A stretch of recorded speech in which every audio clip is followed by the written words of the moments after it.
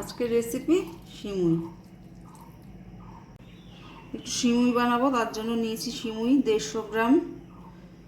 এখানে 600 গ্রাম দুধ আছে, এখানে ঘি আছে সিমুইটা ভাজার মতো, এটা 2 টিস্পুন ঘি আছে, আর এলাচ ফাটিয়ে নিয়েছি 2-3টে, আর আছে চিনি। চিনিটা যে যেমন খাবে সে তেমন দেবে।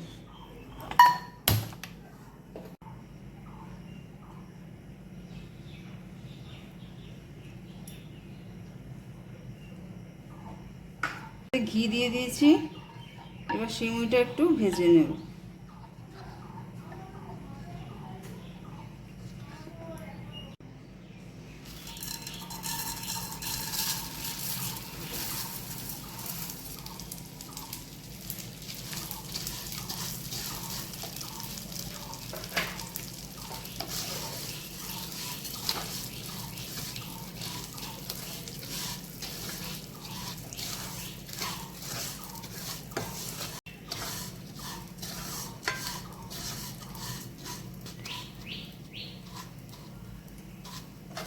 সিমুইটা একটু হালকা লাল লাল করে ভাজবো, নাহলে কাঁচা গন্ধ আসে সিমুই থেকে।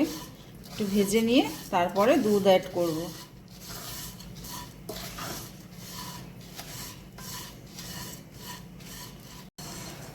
আমি 5 মিনিট ভেজে নিয়েছি সিমুইটা, দেখুন একটু হালকা লাল লাল হয়েছে। এবার আমি দুধটা দিয়ে দেব।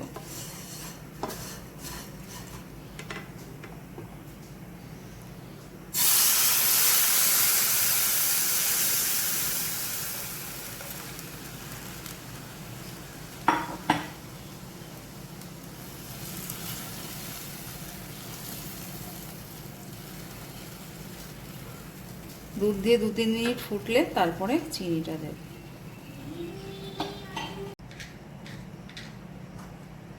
দিয়ে দিলাম 2-3টে ফাটানো এলাচ।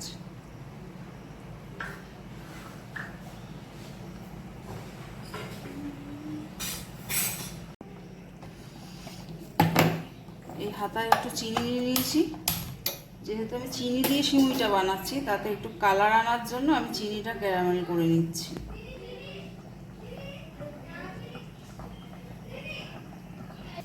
এই দেখুন আস্তে আস্তে চিনিটা গলে যাচ্ছে, আর একটা সুন্দর কালার আসছে।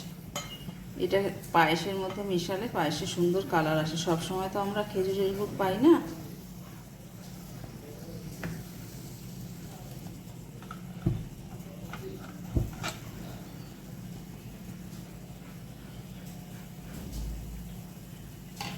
ওদিকে চিনিটা ক্যারামেল হচ্ছে, আর এদিকে আমি সিমুইয়ের মধ্যে চিনি অ্যাড করে দিচ্ছি।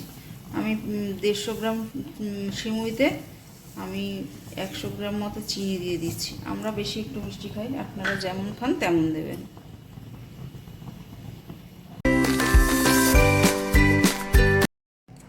আমি ভুলে গেছিলাম বন্ধুরা, এই যে কটা কিশমিশ অ্যাড করে দিলাম।